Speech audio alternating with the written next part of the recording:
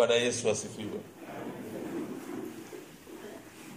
Kama wazo kuu la leo ni tunda la Roho, lakini kidogo nitawadrive kwenye mafundisho tofauti kidogo pengine na wazo la leo. Dogo nilipenda tuangalie habari ya ubatizo, na nilikwisha kuwa brief wiki iliyopita kwamba leo tutazungumzia kidogo habari ya ubatizo. Bwana asifiwe. Somo leo yanazungumza juu ya wazo la leo, na tunaona tunamwona Yesu akiwaponya wakoma wale. Somo la Injili tunaona Naaman anaenda naye anaponywa, lakini anafananisha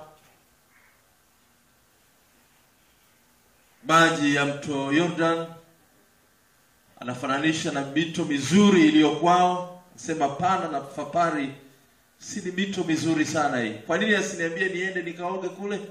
Kwa nini niende katika mto huu ambao kwa asili hauna maji mazuri?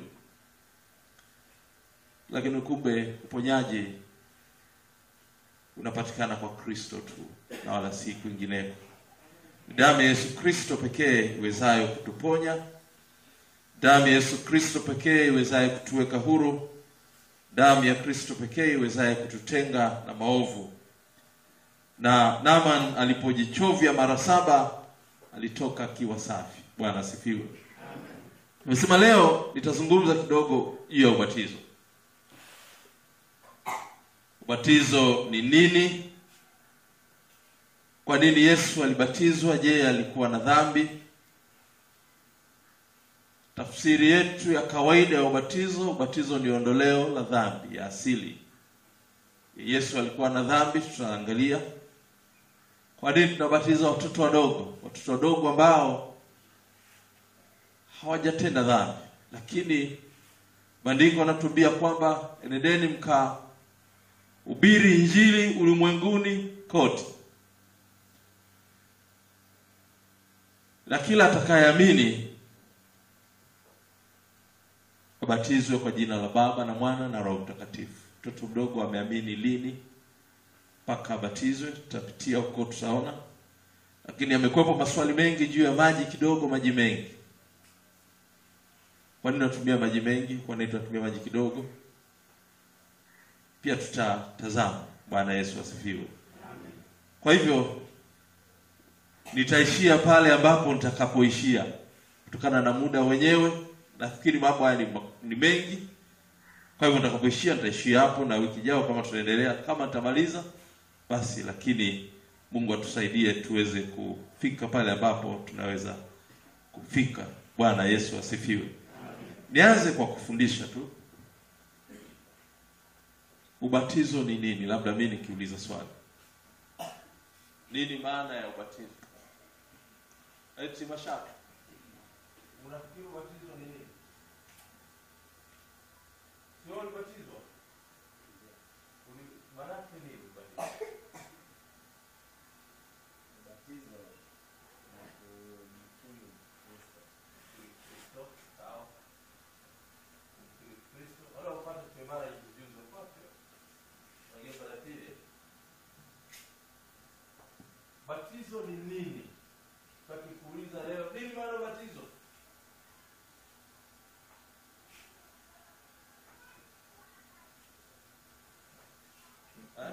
Nataka mjibu tu, afundisha hiyo. Ati Mika Angwea.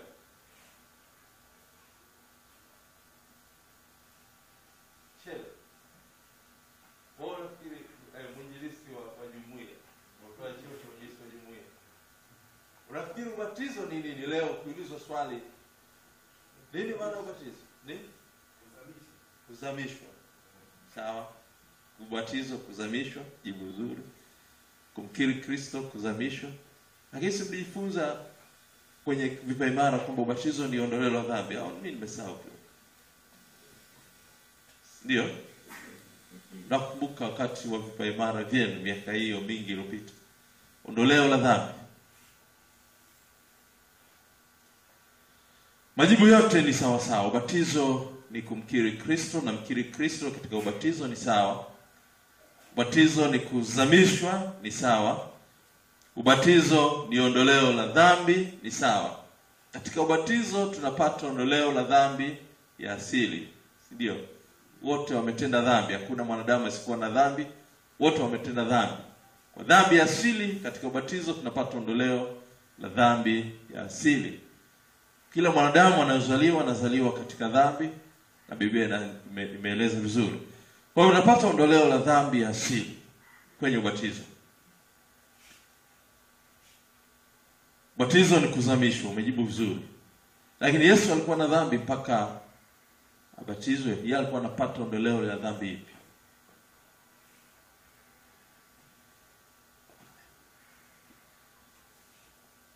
Sasa nije kwenye maana halisi ya ubatizo. Ubatizo kwa Kiswahili tunasema ubatizo. Amebatizwa jina. Wewe ulibatizwa ukapewa jina, si ndio? Amebatizwa jina. Kama ubatizo ni kupewa jina. Wamembatiza.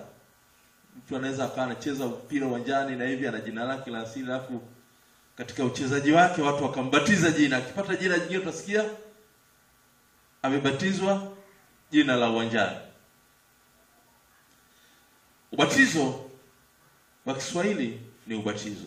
Kwa Kiingereza tunaita baptism. Neno lile linatokana na ubatizo. Kwa Kiebrania wanaita baptism. Ukienda katika tafsiri ya neno hilo la asili yake, ambapo ni la Kiebrania, maana yake ni kuzamishwa. Kama alivyojibu ndugu yangu Chele, maana yake ni kuzamishwa. Kwa asili ya neno lenyewe la Kiebrania ni kuzamishwa, kitu kilichozama. Meli ikizama, chochote ambacho kimezama, kimesink down, ndio asili ya neno lenyewe. Na zamani zile watu walikuwa wanabatizwa, mabatizo yalikuwa mengi kabla ya Kristo mwenyewe. Watu mbalimbali walikuwa wanabatiza. Ilikuwepo jamii ilikuwa inaitwa Qumran Society. Wao walikuwa wanakaa porini huko, wanabatiza watu. Sije nikawafundisha mafundisho magumu, naomba twende taratibu tu mnielewe. Qumran Society ilikuwa ni jamii fulani ambao wao walijitenga na watu. Kundi hilo ndiko alikokwenda pia wakati Yohana Mbatizaji alipopotea na kwenda kuishi porini. Inasemekana aliishi pamoja na kundi hilo. Wao walikuwa na namna na staili yao ya ubatizo. Walikuwa wanabatiza watu kila mara. Ukitenda dhambi unaenda unabatizwa, umekosea unabatizwa, na ndio ubatizo wanaofanya wenzetu wa Sabato. Tenda dhambi, leo katibu umesimama hapa umetangaza umekwaza watu, Jumapili ijayo unabatizwa, maana umetenda dhambi ya kukwaza watu. Kila mara wanabatiza. Mtu akikosea anatengwa, kurudishwa kundini, anabatizwa. Na hawa nao walikuwa na namna yao ya ubatizo, Qumran Society. Na Yohana Mbatizaji anatoka katika kundi hilo, anakuja naye na ubatizo wake. Unaitwa ubatizo wa nini? Toba, si ndio? Ambao ndio Yesu anakuja kubatizwa katika ubatizo huo. Wayahudi nao walikuwa nao wakibatiza watu. Nao walikuwa wanabatiza. Na ubatizo wao ulikuwa ni walazima. Tawaambia ili uwe Myahudi ulipaswa utekeleze mambo matatu. Tawaambia baada wakati nikijaribu kutazama historia ya ubatizo wa Kikristo. Kwa Wayahudi nao walikuwa wakibatiza.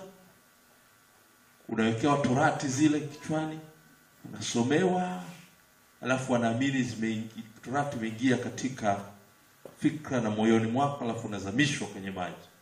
Ukiibuliwa, basi wanaamini uko sawa sawa na torati zimekaa vizuri. Wapagani nao walikuwa wakibatiza huko kwa mabatizo mbalimbali. Waganga kienyeji nao walikuwa wakibatiza watu. Na mpaka leo waganga wanafanya mambo haya. nakwambia nenda kaoge maji, sijui kuchanganyia maji yale, alafu nakwambia ukaoge hayo maji. Batizo tu. Kabla ya Kristo mabatizo yalikuwepo mengi, watu mbalimbali walikuwa wanabatiza. Na Yohana anakuja na ubatizo unaoitwa sasa batizo wa toba. Na wakati ule, ili uwe Myahudi, ulipaswa upitie mambo matatu. Mambo matatu. Jambo la kwanza, lazima upite katika tohara. Hilo kwa la pili. La kwanza, lazima upelekwe hekaluni kama Yesu alipopelekwa hekaluni, akakabidhiwa. Na mnakumbuka siku ile anaingizwa hekaluni alikuwepo yule mzee Simoni, ambapo sasa anaimba wimbo ule, anasema sasa Bwana mruhusu mtumishi wako, maana sasa ameona wokovu mkuu kwa macho yake. Unapelekwa hekaluni na sadaka zinatolewa, na Yesu alitoa njiwa pamoja na unga. Alafu unafanyiwa tohara siku ile ya 8. Alafu unabatizwa. Ili uwe Myahudi lazima upitie mambo hayo matatu. Ubatizo wa Kiyahudi, alafu unabatizwa. Tohara, sadaka ambayo ni sacrifice, na batizo. Kuwa Myahudi sawa sawa. Na ndio maana wakati fulani Paulo akihubiri na Petro akihubiri, wakaenda kwa watu wa mataifa, wakagonga mwamba kwamba Yesu alikuja kwa ajili ya Wayahudi. Hawa si Wayahudi. Je, inawapasa nao kupokea Injili? Inapaswa nao kuwa waamini? Inawapasa nao kuwa Wakristo? Na swali lile lilikuwa gumu kwa sababu hawa si Wayahudi. Hawajafanyiwa tohara, hawajapita katika group hilo la Wayahudi. Kwa hivyo sio rahisi nao waingie katika kundi hilo. Ukisoma Matendo sura 14 yote, utaona jambo hilo likawa zito mpaka mkutano mkuu wa sinodi iliyoketi Yerusalemu chini ya askofu mkuu Yakobo wakati huo. Ndipo alipoamua kwamba mataifa nao wapokee neno, wasitwishwe na mizigo ya taratibu na mila za Kiyahudi. Ndio maana leo hii Ukristo umesambaa kote duniani, na sisi tu wa Kristo, kwa sababu mkutano ule uliruhusu. Na ukisoma kitabu kile utaona na barua ndefu iliyoandikwa, wakapewa Paulo na akina Sila wapeleke wakawasomee na kuambia mataifa kwamba sasa naruhusiwa kupokea Injili. Kile swali lilikuwa ni kwamba hawa si Wayahudi, hawajapitia hatua hizo tatu za Kiyahudi. Bwana Yesu asifiwe. Sasa labda nijibu swali tu la Yesu, kwa nini naye alibatizwa. Kusoma Injili ya Mathayo mtakatifu sura ya 3 mstari wa 13, maandiko matakatifu yanasema, wakati huo Yesu akaja kutoka Galilaya mpaka Yordani kwa Yohana ili abatizwe. Lakini Yohana alitaka kumzuia akisema, mimi nahitaji kubatizwa na wewe, nawe waja kwangu?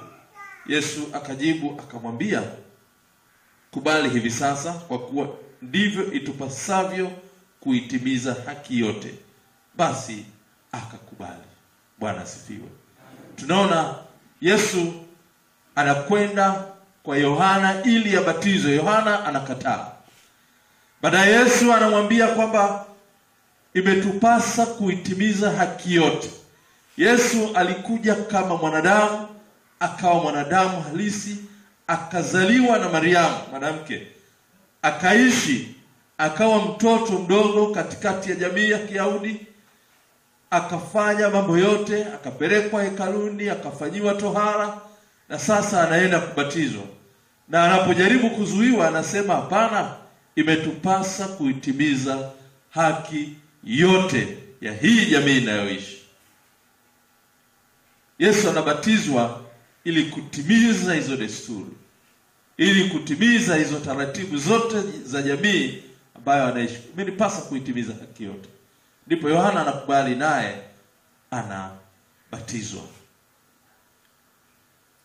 Kwa Yesu hakuwa na dhambi, lakini alikuwa anatimiza haki yote. Hakutenda dhambi. Hakuzaliwa pia, tuseme hakuzaliwa katika dhambi, lakini alikuwa anatimiza haki yote. Lakini tutazame kidogo utoto wa Yesu. Najua katika Biblia tunamuona Yesu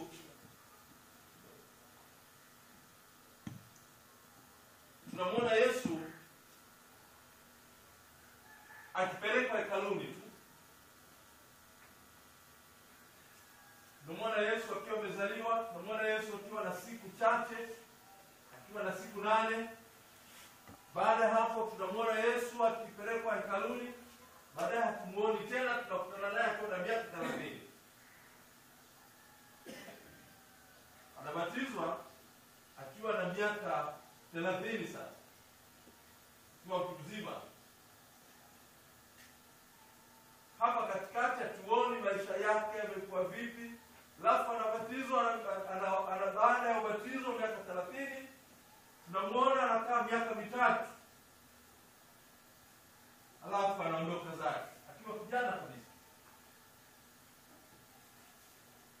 Hasa katikati hapa Yesu aliishi. Alikuwa mtoto. Alitakiwa kwenda shule. Hatuoni utoto wake, hatuoni malezi yake, hatuoni makuzi yake, na Biblia imekuwa kimya. Lakini kuna vitabu vya historia vimejaribu kuelezea ambavyo huko sasa vipo. Yesu alikuwa mtoto. Na ukienda kwenye vitabu vya historia, jaribu kuchimba sana habari za Yesu. Wakati akiwa mtoto, Yesu aliogeshwa. Alikuwa akiogeshwa. Maji yake, wanasema yale maji baada ya kuogeshwa, watu walikuwa wakiyachukua yale maji, wakienda kuoga, wanapona maradhi yao. Watu wakaanza kushangaa, mtoto wa gani huyu? Lakini baadaye katika makuzi yake, baba yake Yusufu, mama yake Mariamu, akasema bwana, mtoto huyu lazima asome shule. Lazima apewe mwalimu wa kumfundisha. Wakati huo wapo walimu, yupo Gamalieli, mwalimu mahiri. Mwalimu wa Kiebrania huyu, mwalimu maarufu. Wakamchukua Gamalieli kwamba amfundishe mtoto Yesu. Na mwalimu huyu kaanza kazi yake ya kumfundisha. Akamwita mtoto huyu, kaa darasani, akaanza kumfundisha herufi za Kiebrania. Kamtajia herufi ya kwanza, Yesu akamsikiliza. Akamtajia ya pili, akamtajia ya tatu. Yesu akamwambia hapana, tafadhali tulia kwanza. Kwanza niambie maana ya herufi hii ya kwanza. Unatajiaje herufi ya tatu wakati hujanipa maana yake? Akamwambia lakini mimi ni mwalimu, nimekuja kukufundisha. Akamwambia hapana, niambie maana yake. Gamalieli akachanganyikiwa kwanza na huyu mtoto. Akamwambia basi subiri, kama huwezi kusema, ngoja mimi nitakwambia maana yake. Yesu akamtafsiria maana ya herufi hizo alizokuwa anafundisha. Gamalieli, mwalimu maarufu, ukisoma vitabu vya historia, anasema akashangaa, akasema nitauficha wapi sura yangu? Nitaficha wapi uso wangu? Leo hii mimi ni maarufu, ninafundishwa na kitoto kidogo kama hiki. Akaondoka, lakini akiwa na aibu, kwa kufundishwa na kuelekeza mambo magumu na kitoto kidogo. Bwana Yesu asifiwe. Ndio maana ukisoma katika Biblia kuna maeneo Yesu anaitwa mwalimu, kwamba uwezo wake ulikuwa ni zaidi ya mwalimu wa kawaida. Lakini huo ni utoto wa Yesu ambao sitaudiscuss sana. Na alikuwa akiwa hivyo alimsaidia baba yake kazi mbalimbali, lakini baadaye anaenda kubatizwa, na ndipo anaposema imetupasa kuitimiza haki yote. Akabatizwa, akaenda zake. Huyo akawa Myahudi kamili, akarudi kuifanya kazi ya Injili, akatangaza habari njema, akahubiri habari njema, akakaa kwa miaka 3, akafa zake, akapaa, akaenda mbinguni.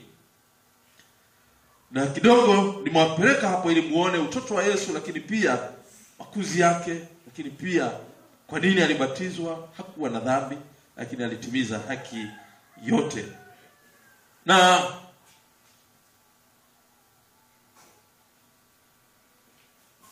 tuangalie pia kidogo ubatizo.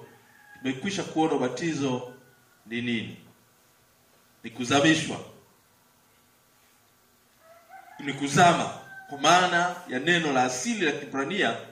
Batizo ni kuzama. Chochote kinachozama chini maana yake kimebatizwa. Lakini tuangalie maji. Ubatizo, nimesema ubatizo ulikuwepo aina nyingi. Ubatizo wa mapagani, ubatizo wa Kiyahudi, ubatizo wa toba, lakini kuna ubatizo wa Kikristo. Huu haukuwepo wakati wa Yesu. Ubatizo wa Kikristo ambao wanafunzi ndio waliufanya zaidi, wakati wa Paulo ukafanyika zaidi, ubatizo wa Kikristo. Tuangalie kidogo connection yake ikoje, labda na historia yake ikoje. Ubatizo wa Kikristo una connection kubwa na taratibu za Kiyahudi. Ukristo wetu huu tulionao umetokana na dini ya Kiyahudi. Unajua, Yesu alipokuja kwanza kabisa duniani alijifunua kwa Wayahudi, alafu kisha kwa mataifa. Na ndio maana ukisoma Biblia hata kuna wakati mwanamke yule wa mataifa alipoenda kwa Yesu, akawa anahitaji msaada kutoka kwa Yesu. Nafikiri uponyaji, nafikiri kitu kama hicho. Na Yesu anamtazama, alafu anamwambia neno gumu. Anasema si sawasawa kwa chakula cha watoto kuwapa mbwa. Maana aliwaita mataifa kwa ni nini? Ni mbwa, ni watu wasio stahili. Neno lile lilikuwa gumu kidogo. Leo ukija hapa kwangu alafu unasema padri, naomba uniombee, unasema wewe si stahili yangu, wewe nyie ni mbwa. Wapo watu walioko hapa ambao ndio wanastahili kuombewa, lakini si wewe. Yesu anamwambia yule mama kwamba si sawasawa kuwapa mbwa chakula cha watoto. Yule mama naye anasema, lakini hata hivyo pia mbwa nao wanakula chakula kinachodondoka chini ya meza za mabwana zao. Yesu akasema, sijawahi kuona imani kubwa kama hii. Na yule akapokea.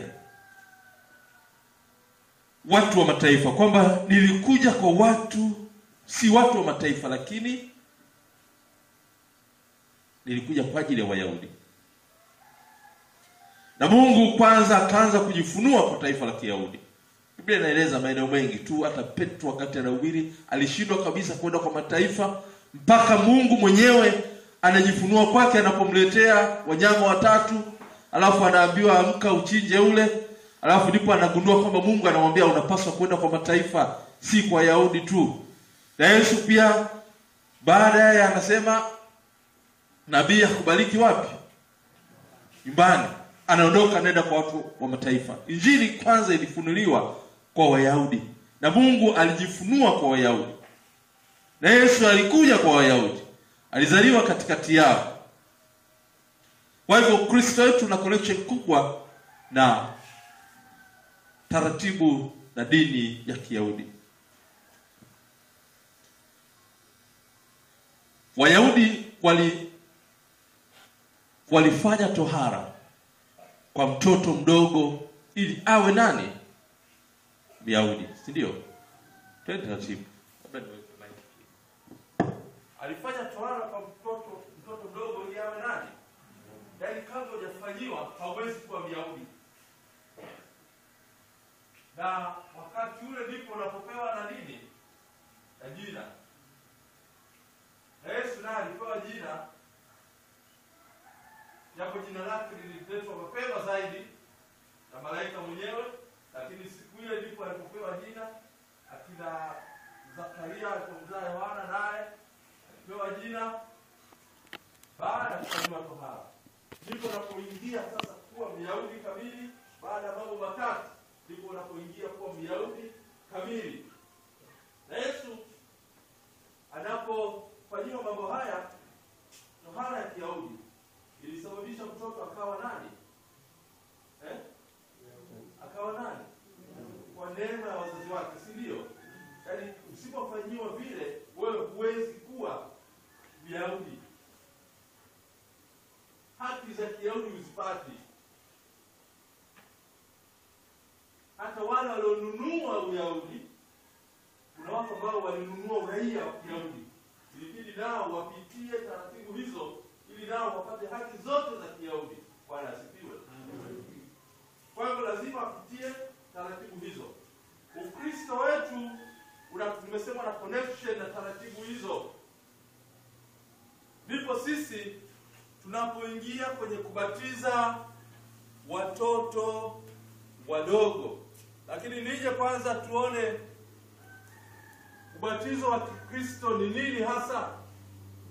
Nini hasa maana ya ubatizo wa Kikristo ambao tumesema ni ondoleo la dhambi? Lakini ubatizo wetu wa Kikristo pia ni kuingizwa katika kundi. Bwana Yesu asifiwe. Kuingizwa kuwa Mkristo. Hauwezi kuwa Mkristo mpaka ubatizwe. Kipaimara ni vitu vingine vya kukuimarisha, lakini ili uwe Mkristo lazima ubatizwe kwanza. Ndipo unapokuwa Mkristo. Usipobatizwa wewe ni mpagani, si ndio? Lakini ukibatizwa unaingia, unakuwa nani? Mkristo. Wayahudi waliingiza watoto wao kuwa Wayahudi kwa neema ya wazazi wao. Sisi tunawaingiza Wakristo kuwa Wakristo, na hasa tunapobatiza watoto wadogo kwa neema ya, simalizie sasa, kwa neema ya wazazi. Watoto wadogo wanapata Ukristo kwa neema ya wazazi. Hatuwezi kumwacha mtoto huyu aendelee kuwa mpagani wakati wazazi wake ni Wakristo, nao wanaingia na kuwa Wakristo kwa neema ya wazazi. Unaweza ukaona connection yake hapo, kwamba wale walifanya vile ili wawe Wayahudi kwa neema ya wazazi wao, wakawa Wayahudi. Na Wakristo nao wanabatiza watoto ili nao wawe Wakristo kwa neema ya wazazi wao. Bwana Yesu asifiwe. Ndio maana tunapata ubatizo huo wa watoto. Zamani zile unaweza kuona kwamba Wakristo watu hawakubatizwa kwa sababu karibia watu wote walikuwa ni wapagani. Kwa hivyo lazima watu hawa wafundishwe. Hapakuwepo mtu anasema mimi nimezaliwa katika Ukristo, nimekulia katika Ukristo, watoto wangu na wabatizwe ndani ya Ukristo. Hapana. Injili inahubiriwa kwa mara ya kwanza, dunia yote hawajamjua Kristo. Dunia yote hakuna Mkristo. Lazima kwanza wahubirie hawa. Sasa hawa wamekwisha kuwahubiria, nao wamekuwa Wakristo, ukawaingiza katika Ukristo. Wakizaa watoto wao wasio Wakristo, lazima nao wawe wa nini? Wakristo, waingie katika Ukristo.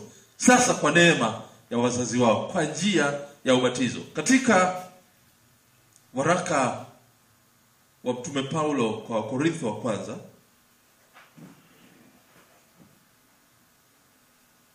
waraka wa Mtume Paulo kwa Korintho wa kwanza, sura ile ya 10, mstari wa kwanza kusoma hadi wa pili tu. Maneno haya yanasema kwamba, kwa maana ndugu zangu, sipendi mkose kufahamu ya kuwa baba zenu walikuwa wote chini ya wingu, wote wakapita kati ya bahari, wote wakabatizwa wawe wa Musa katika wingu na katika bahari. wote wakabatizwa wawe wa Musa katika wingu. Bwana Yesu asifiwe. Wote wakabatizwa wawe wa nani? Wakabatizwa wawe wa nani? Sio wa Kristo, lakini wawe wa nani? Kumbe kubatizwa ni kuji-identify kwamba wewe ni wa kundi fulani. Hao wakabatizwa wakawa wa Musa. Tunabatiza wa Kristo ili wa Kristo waji-identify kwamba sisi ni wa Kristo. Kwa njia ya ubatizo tunaingia katika kundi la Kristo. Ndio maana sasa kwa neema ya wazazi ambao tayari ni wa Kristo, nao wanaleta watoto wao ili nao wabatizwe waingie katika kundi la Kristo. Alafu baada ya hapo tunawafundisha. Wanaingia kwenye kipaimara, wanaimarishwa, wanawekewa mikono, wanapokea Roho Mtakatifu. Wanaimarishwa Roho Mtakatifu yule ambaye walimpokea wakati ule wa ubatizo. Sasa mtu asikutaabishe na maswali. Kwa nini mnabatiza watoto wadogo? Nao ni haki yao kuwa wa Kristo. Swali hili la watoto wadogo limeparaganyisha sana kanisa letu kote ulimwenguni. Lakini ndio msingi, na kukwambia ndio msingi wa mafundisho ya kanisa letu. Ndio msingi wa mafundisho ya kanisa letu. Lakini iliparaganyisha kanisa kwenye karne ya 13, 14 huko. Kuna magrupu yalitoka, akina Methodist, akina Baptism, akina Presbyterian. Miaka hiyo kwamba walipofika katika swali la ubatizo wa watoto, basi wakawa na tafsiri yao. Akina Mennonite na kwa Menno Simon wakaondoka, wakasema sisi tutabatiza watu wazima. Wakaanzisha kivyao. Kwa hiyo kuna makundi ambayo yaliparaganyika kwenye karne hizo za 14 huko kwa sababu ya swali la ubatizo wa watoto wadogo. Lakini msingi wa mafundisho ya Kristo ni kwamba neema hii walionayo hawa wazazi, kwa nini wasiwe nayo watoto? Lakini nyakati hizi, na hii ilikuwa ni miaka ya 1901 sasa, ambapo inakuja Pentecostalism hii. Naona hii Pentecostalism miaka 1901 ndio mambo haya yameanza. Na wakaja na mafundisho ya Roho Mtakatifu, yani ni Roho Mtakatifu. Kila kitu ni Roho Mtakatifu. Yani hakuna, kila kitu tunawaita fundamentalism. Kila kitu ni Roho Mtakatifu. Yani leo tumeanza ibada hapa, tumechelewa kidogo anaweza kutembea. Basi kwa jina leo yani Roho Mtakatifu. Watu wengine labda wamechelewa kuamka, sasa wa encourage wafanyaje? Wawahi kuamka. Leo tunaanza ibada hapa na watu wawili hivi. Tele bana na wanaye pale mama moja. Kwa hivyo katika mafundisho ya 1901 wakati tunaingia kwenye kufunuzi kwamba hakuna nje ya Roho Mtakatifu. Unawaza Roho Mtakatifu, unaongea Roho Mtakatifu, unanena Roho Mtakatifu. Kama unasinzia hapo, maana yake kuna roho mbaya amekuvaa, tunamkemea. Jana usiku ulichelewa kulala, utatoka kulala mapema ili uwahi kuamka, ili uamke vizuri ukiwa umemaliza usingizi wako vizuri. Hakuna roho hapo. Ni wewe mwenyewe umeweka vitu zako vibaya. Ndani mwili akili haipati nafasi ya kufikiri. Wakati tumeumbwa na uwezo wa kufikiri, ndio reasoning. Mungu ametuwekea tufikiri, tuamue, tende. Ndio maana anasema leo nimekuwekea uzima na mauti, uamue. Lakini ingekuwa anaamua peke yake, angewasema wote ingieni katika uzima. Ametuwekea akili ya kuamua. Sasa nao walikuja na mafundisho ya ubatizo kwamba lazima maji mengi. Yesu alibatizwa na maji mengi. Kwa nini ya maji kidogo? Alibatizwa kwa mtu mzima, ubatizo ni watu wazima, hakuna watoto wadogo, hakuna nini. Nao wakaanza kufundishwa lazima uzamishwe ukifufuka na kufufuka na Kristo. Huo ndio wokovu. Na pale unapokea Roho Mtakatifu kwa ajili ya maisha ya baadaye. Bila kubatizwa hakuna Roho Mtakatifu. Nao wakaja na mafundisho hayo ambayo yote yameendelea kuwaparanganyika wa Kristo wetu, wameendelea kuchanganyikiwa. Lakini bila kuambia usichanganyikiwe katika swala la ubatizo, yaani majibu yote hayo yapo katika Biblia, yapo katika mafundisho ya Kristo wetu. Chochote ambacho kinahusu imani na hizi doctrine za kanisa yapo ndani ya mafundisho ya kwetu. Ubatizo wa Kikristo, connection yake nimekwisha kuambia. Na wapeleka taratibu ili tuende sawa. Nisipomaliza tutaendelea wiki ijayo. Tumeona connection ya ubatizo wetu wa Kikristo na tohara ya Kiyahudi. Lakini ni neema ambayo wanayo wazazi, nao watoto waingia katika neema hiyo. Lakini ubatizo huu unaingizwa katika kundi la Kristo. Lakini kama nilivyosema wiki iliyopita, sio tiketi ya kwenda mbinguni. Unaweza ukaingia katika kundi hili la Ukristo, ukawa Mkristo lakini usiwe Mkristo safi, bado hupati tiketi ya kwenda mbinguni.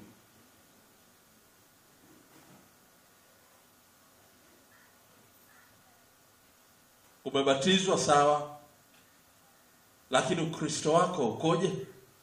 Ndio maana kuna mafundisho ndani ya Ukristo, kuna mahubiri ndani ya Ukristo, na kadhalika. Kwa hivyo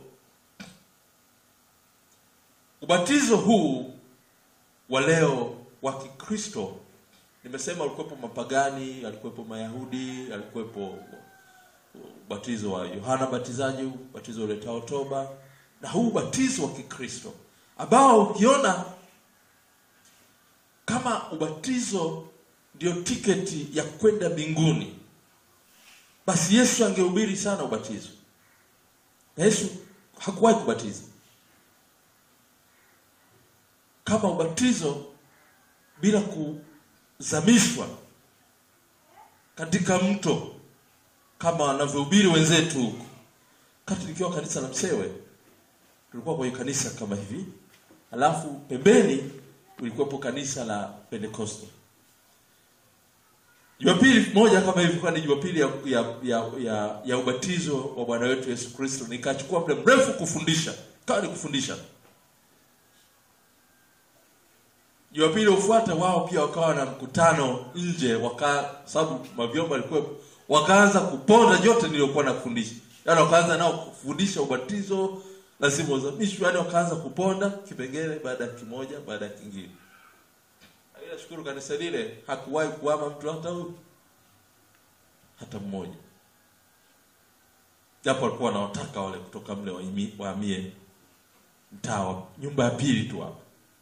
Sasa wengi wamekumbwa na mafundisho kwamba usipozamishwa, usipobatizwa ukiwa mtu mzima, hauendi mbinguni. Nani kakwambia? Ya mimi nilisema ubatizo, tawaambia habari ya maji pia baadaye. Ubatizo, kama unahitaji ubatizo wa maji mengi, mimi nilisema niko tayari. Kama unataka ubatizo na maji mengi, eti mzemika, unahitaji maji mengi, na kupeleka pale unapotaka. Kama unataka kwenda Yordani, haya kwa gharama yako. Unataka kwenda Mto Msimbazi, Kilombero, lakini kwa gharama yako. Tunaenda. Si maji tu. Lakini maji, ngoja niwaambie habari ya maji. Maji kazi yake ni kuosha, kusafisha, kutakasa, kusafisha na kufanya nguo iwe safi. Lazima uifue na maji, si ndio? Kuoga, si ndio? Lakini ubatizo ni sakramenti. Sakramenti yoyote ni kitu cha mbinguni kinacholeta neema duniani, si ndio? Ndio maana sakramenti. Na ubatizo pia ni sakramenti. Ni kitu cha mbinguni. Neema duniani inaleta neema hapa duniani, lakini kitu cha mbinguni. Kwa hivyo ubatizo unafanywa na Roho Mtakatifu. Maji inatakasa, kwa hivyo maji ni ishara ya duniani, ni ishara ya nje. Hata kama ni tone moja tu la maji, lakini ni ishara tu. It is the sign of holiness. Ni ishara tu ya utakaso ambao unafanywa na ndani. Yaani ile internal transformation ni Roho Mtakatifu mwenyewe. Bwana Yesu asifiwe. Anayekubadilisha kwa ndani ni Roho Mtakatifu mwenyewe, lakini maji ni ishara ya nje. Ndio maana tunatumia maji na tunajua kazi ya maji ni kusafisha. Kwa hivyo maji hata kama ni tone moja. Ndio maana kina Kornelio, Matendo sura 10, na familia yake walipobatizwa baada ya Petro kufunuliwa, maana Petro alikuwa si rahisi kwenda kwa watu wa mataifa, mpaka Mungu mwenyewe akashuka kusema naye kwa maono, ndipo anapoondoka kwenda kwa Kornelio. Huyu alikuwa ni mtu mzima pamoja na nyumba yake na watoto wote waliokuwepo. Na Biblia inasema wote walibatizwa pale pale ndani, hawakwenda mtoni. Ndani kwao, nyumbani kwao wakabatizwa. Mtu alikuwepo pale? Haukuwepo mtu. Lakini wakabatizwa. Walitumia maji. Maji ni ishara tu. Maji ni ishara tu. Na hata ukisoma kitabu kile cha Warumi sura ya 8 mstari 35 hadi 39, hapo inazungumzia nani anayewezaye kututenga na Kristo. Lakini ukisoma Matendo sura 11 mstari 47, baada ya kina Paulo kuhubiri, anauzusha swali, anasema ni nani anayeweza kuzuia maji haya watu hao wasibatizwe? Maana maji yalikuwepo pale. Akasema nani atayazuia haya? Wale watu wakabatizwa, tena asema kwenye kijito, wakabatizwa kupitia hayo maji. Kwa hivyo maji ni ishara tu ya nje, ishara ya nje. Ndio maana kuna wengine waliposoma habari ya atakayekuja atawabatiza kwa Roho Mtakatifu na moto, wao wakaenda kuchukua moto. Sasa hizo ndio wanasema ni tafsiri zingine ambazo sasa usipoenda kwa kina unaweza kufanya mambo ajabu. Wakaenda kuchukua moto, basi wanabatiza watu kwa moto, yani wanakuunguza moto. Na kuchoma moto. Alafu wanasema ubatizo. Wengine wakasema bendera, watu Salvation Army, mnafahamu? Jeshi la wokovu. Wao ubatizo wa bendera. Siku ya ubatizo bendera inanyanyuliwa hivi, mkipita chini ya bendera mmebatizwa. Ukianywa tena hivi mmebatizwa. Ukianywa tena hivi, yani mnabatizwa basi umemaliza kazi. Lakini sisi tunatumia maji kama ishara ya nje ya utakaso wa ndani ambao huo unafanywa na Roho Mtakatifu mwenyewe. Bwana asifiwe. Ni Roho Mtakatifu mwenyewe anayefanya mabadiliko ya ndani. Maji ni ishara ya nje. Hata kama ni tone moja tu la maji, lakini ni ishara ya nje. Lakini mabadiliko ya ndani yanafanywa na Roho Mtakatifu mwenyewe. Unaweza ukasema sasa nikupeleke sijui mtoni, nikupeleke sijui mto Msimbazi, nikupeleke sijui bahari ya Hindi, hata Pacific, hata wapi, ukaenda ukazamishwa katika yale maji. Ukirudi ukaendelea na maisha yako kawaida, ni sawa na mwenye dhambi alienda akatumbukia katika mto, akatumbukia sijui katika ziwa, akarudi akaendelea na maisha yake. Huyo ni mwenye dhambi aliyeoga tu maji. Lakini mabadiliko ya ndani ni Roho Mtakatifu mwenyewe. Bwana Yesu asifiwe. Na wenzetu kule wanapoambia kwamba ni lazima uzame, sasa wewe nenda ujaribu kuzama, uone kama utatenda dhambi.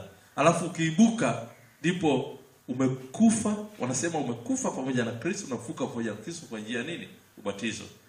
Ndio mafundisho mengine yanavyofundishwa huko kwingineko. Lakini ubatizo, maji ni ishara tu. Lakini ubatizo sio tiketi ya kwako wewe kwenda mbinguni. Yaani sasa mimi nimebatizwa, nitaishi tu maisha ya kawaida, ni kama pombe nitakunywa nyumba ndogo nitakuwa nazo na magorofa kabisa. Sijui nita kama kupigana kama kawaida tu. Dhambi zote yani wewe unazitenda, sijui mwizi, jambazi, kibaka, majina yote nao. Mimi si nimebatizwa mbinguni, nitakwenda. Nakwambia wendi.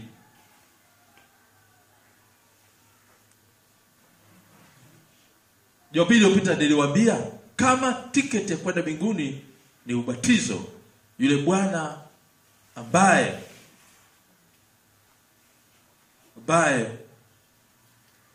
alikuwa na Yesu msalabani, mwenzake akamsema, bwana wewe si umefanya mambo makubwa, amuru sasa tushuke na msalabani hapa. Na yule Dismas kumwambia, wewe unamtukana, hata huyu sisi tunastahili mambo haya, lakini huyu hastahili mambo haya. Yesu akamtazama kwa kuwa akamwamini pale Yesu pale msalabani. Akamwamini kwamba ni mkombozi, akamwamini kwamba ni mwokozi, akamwamini kwamba anaweza akatuokoa, akamwamini kwamba anaweza akaokoa roho zetu na maisha yetu. Yesu akamwambia, leo hii utakuwa nami wapi? Leo hii utakuwa nami wapi? Akamwambia, leo hii utakuwa nami peponi. Hakumwambia kwamba leo hii kwa sababu umeniamini, kwa sababu umenikiri, kwa sababu umenitambua, leo hii naamuru sasa kwa mamlaka nilionayo, shuka msalabani, nenda mto Jordan, utakutana kule na akina Yohana, utabatizwa, utazamishwa katika yale maji, ndipo utapokea wokovu, alafu urudi hapa msalabani ili ufe vizuri, uende nami peponi. Bwana Yesu asifiwe. Lakini baada ya kumkiri Kristo akasema, leo hii haijalishi kama umebatizwa maji mengi, haijalishi kama umebatizwa maji kidogo, haijalishi kama haujabatizwa, lakini baada ya kumkiri Kristo akaambiwa, leo hii utakuwa nami peponi. La msingi ni kumwamini Kristo katika maisha yako. Bwana Yesu asifiwe. La msingi ni kumkiri Kristo katika maisha yetu. Na Yesu anasema, mimi ndimi njia ya kweli na uzima. Mtu haji kwa Baba ila kwa njia mimi. Sio mtu haji kwa Baba ila kwa njia ya ubatizo. Hapana. Kwa njia ya Kristo tunakwenda mbinguni. Mimi ndimi njia, kweli na uzima. Sisemi kwamba ubatizo si sawa sawa. Na usipobatizwa wewe ni mpagani, si Mkristo.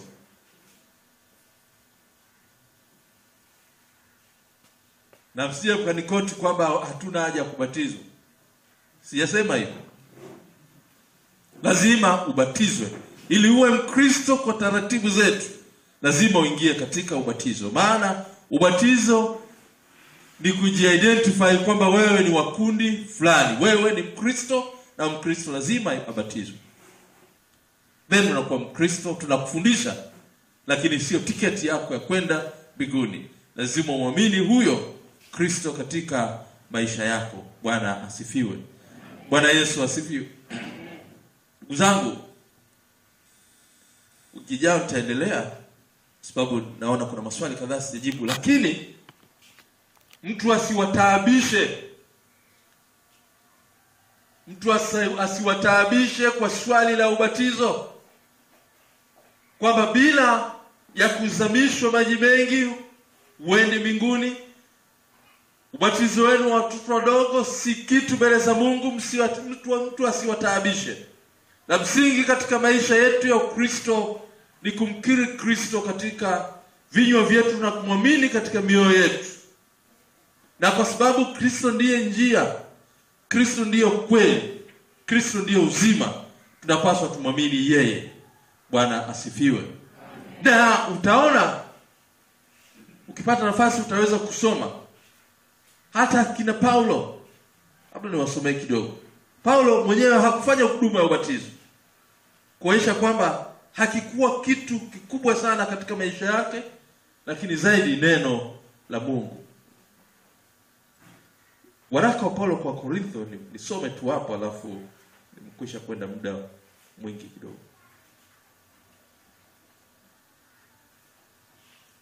Sura ya 14.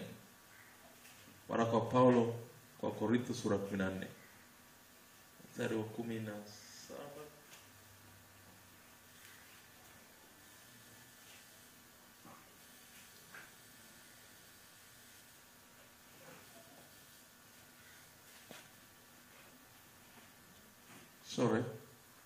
Waraka wa kwanza sura ya kwanza.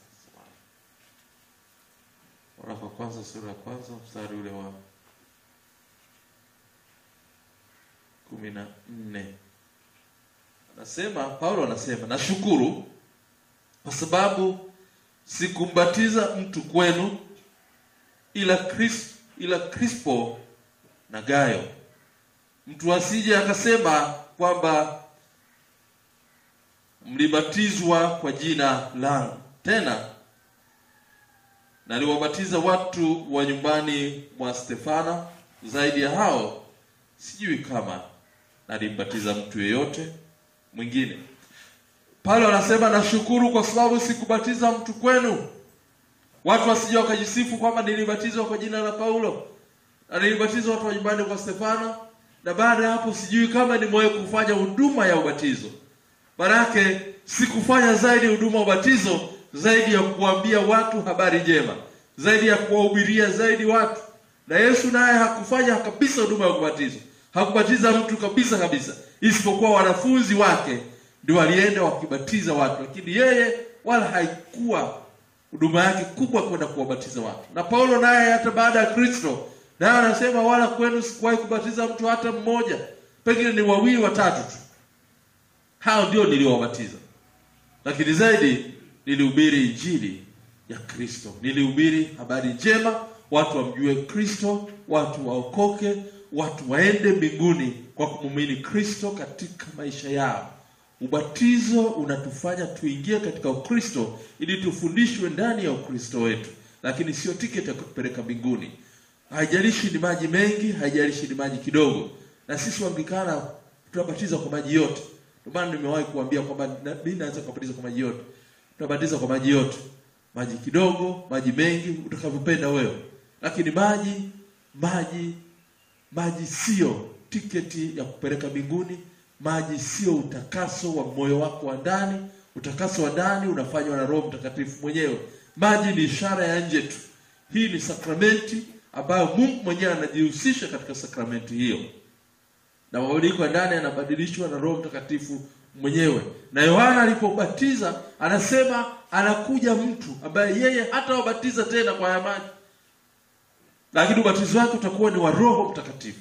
Na Yesu anasema, nendeni mkawafanye mataifa yote kuwa wanafunzi wangu, nao wakisha kuamini mwabatize kwa jina la Baba na Mwana na Roho Mtakatifu. Na ndio ubatizo ambao tumeendelea nao. Roho Mtakatifu anafanya mabadiliko ya ndani, na maji yanabakia kwa ishara ya nje ya utakaso na usafi wa ndani ya moyo wako. Mungu akubariki, na Mungu alibariki neno lake, kwa jina la Baba na Mwana na Roho Mtakatifu.